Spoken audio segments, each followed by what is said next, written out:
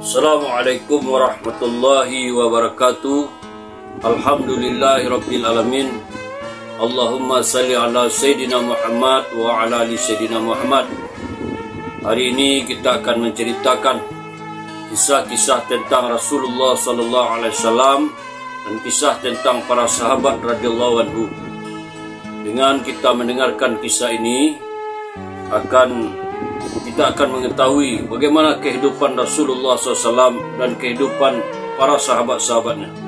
Sebab Nabi Sallallahu Alaihi Wasallam adalah orang-orang yang sukses. Karena Nabi adalah utusan Allah, dan bagaimana kita mengetahui kehidupannya dan meniru kehidupannya.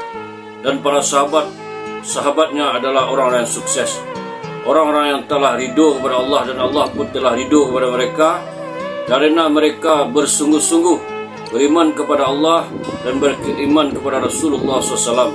Dan mereka adalah orang yang dijamin oleh Allah surga kepada mereka. Untuk itu kita sama-sama membacakan, menceritakan kisah-kisah Nabi dan para sahabat tersebut. Kisah Abu Musa al-Ansari dengan Umar ketika Abu Musa minta izin sebanyak 3 kali, tetapi tidak diizinkan masuk oleh Umar. Dikeluarkan oleh Al-Bukhari dari Abu Sa'id Al-Khudri radhiyallahu anhu, katanya, aku duduk di dalam satu majelis, dan majelis orang Ansar. Ketika itu Abu Musa radhiyallahu anhu datang dalam keadaan ketakutan. Ia berkata, aku telah meminta izin dari Umar radhiyallahu anhu sebanyak 3 kali untuk masuk menemuinya, tetapi ia tidak mengizinkannya, lalu aku pun pulang. Setelah Umar diberitahu kejadian ini, Umar bertanya kepadaku, apa yang menghalangimu untuk masuk menemuiku? Aku berkata, aku telah meminta izin darimu sebanyak 3 kali, tetapi engkau tidak memberikan izin kepadaku. Oleh kerana itu aku pun pulang, kerana Rasulullah SAW telah bersabda, jika seseorang darimu meminta izin untuk masuk sebanyak 3 kali, tetapi tidak dijawab, hendaknya kamu pulang. Umar pun bertanya, demi Allah, kamu bersaksi bahawa itu telah disabdakan oleh Rasulullah SAW. Adakah seseorang dari kalanganmu yang telah mendengarnya dari Rasulullah SAW? Ubay bin Ka'ab pun berkata, demi Allah, tiada seorang pun yang akan memberi saksi terhadapmu melainkan orang yang paling muda di kalangan kami. Aku adalah orang yang paling muda di kalangan mereka.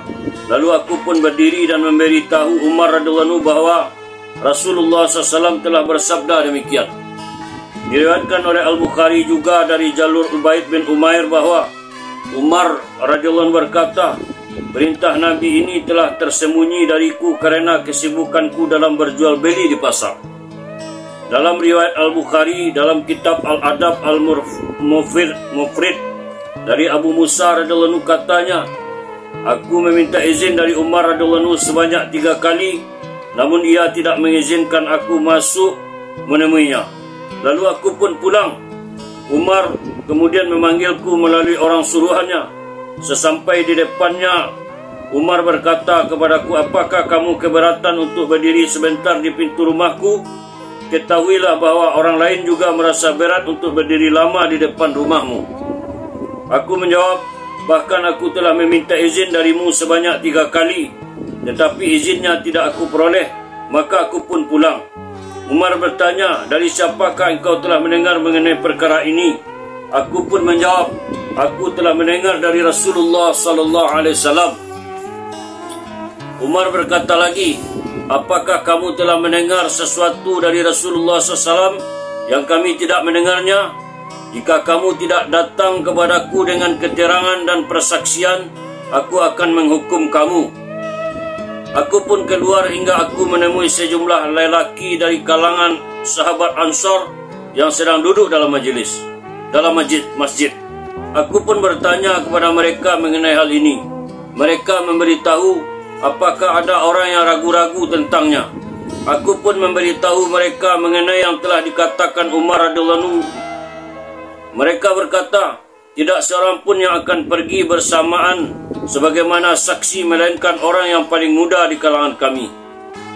Maka Abu Sa'id Al-Khudri atau Abu Mas'ud bangun dan mengikutiku bertemu dengan Umar radhiyallahu anhu. Abu Sa'id memberitahu Umar mengenai hadis yang telah didengar dari Rasulullah SAW. Katanya, kami keluar bersama dengan Rasulullah SAW. Baginda ingin bertemu dengan Sa'ad bin Ubadah radhiyallahu anhu. Ketika sampai di sana, Baginda memberi salam kepada Sa'ad, tetapi Sa'ad tidak menjawabnya. Lalu Rasulullah SAW memberi salam lagi, namun Sa'ad tetap tidak membalasnya. Begitu pula yang ketiga kali. Kemudian Rasulullah SAW bersabda, kita telah menunaikan tanggungjawab yang ada pada kita. Kemudian Baginda pulang. Lalu Sa'ad datang mendekati beliau. Sa'ad berkata kepadanya, ya Rasulullah, demi Dia yang telah mengutus engkau dengan agama yang hak, aku telah mendengar salam engkau yang pertama dan aku telah membalasnya. Namun aku ingin sekiranya engkau memperbanyak salam kepadaku dan ahli keluargaku untuk mendapatkan keberkahan. Abu Musa berkata, demi Allah, aku adalah pemegang amanah bagi hadis Rasulullah SAW. Umar berkata, benar sekali, akan tetapi aku suka untuk menyelidiki perkara ini lebih jauh. Lanjutkan kisah beberapa kisah para sahabat perihal meminta izin. Dikeluarkan oleh Al-Baihaqi dari Amir bin Abdullah bahawa hamba perempuannya pergi menemui Umar bin Al-Khattab bersama dengan anak perempuan Az-Zubair. Ia berkata, bolehkah saya masuk? Umar berkata, tidak. Hamba perempuan itu pun pulang setelah mendengar jawaban Umar. Kemudian Umar radhiyallahu anhu berkata kepada hambanya, panggillah hamba perempuan itu dan katakan kepadanya agar mengucapkan Assalamualaikum. Bolehkah saya masuk? Dikeluarkan oleh Ibnu Sa'ad dari Aslam, katanya, Umar radhiyallahu anhu berkata kepadaku, jangan izinkan orang menemuiku dan jangan mengambil apa-apa dari mereka. Pada suatu hari, ia melihatku memakai sehelai pakaian baru. Lalu ia bertanya kepadaku, dari mana kamu peroleh baju itu?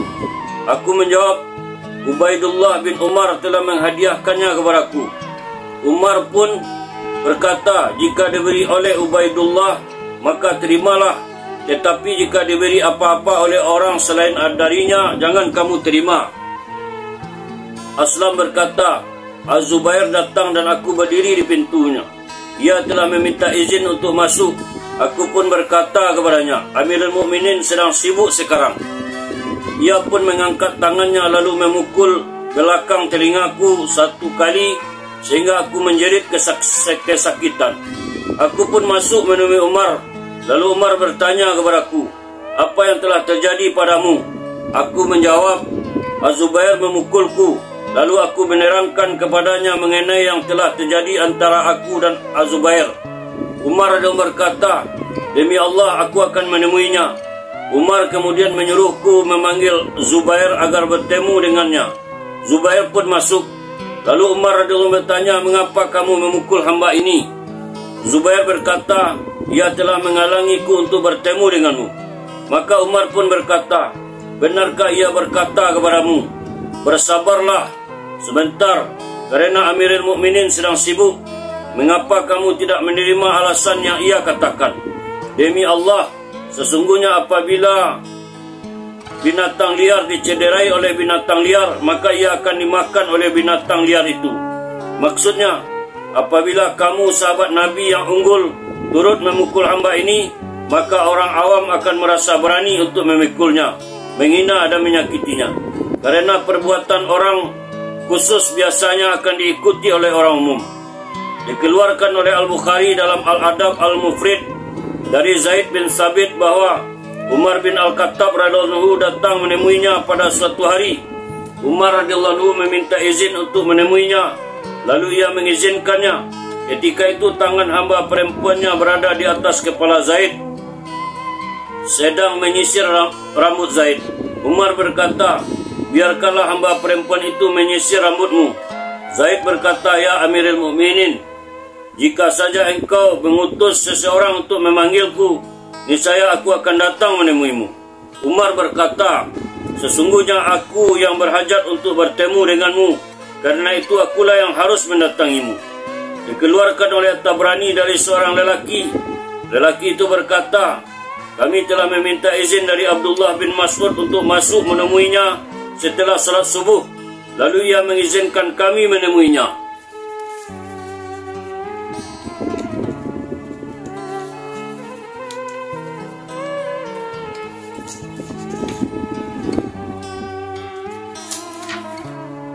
Ia pun meletakkan selai kain pada istrinya seraya berkata kepadanya, "Aku tidak suka membuatmu menunggu-nunggu."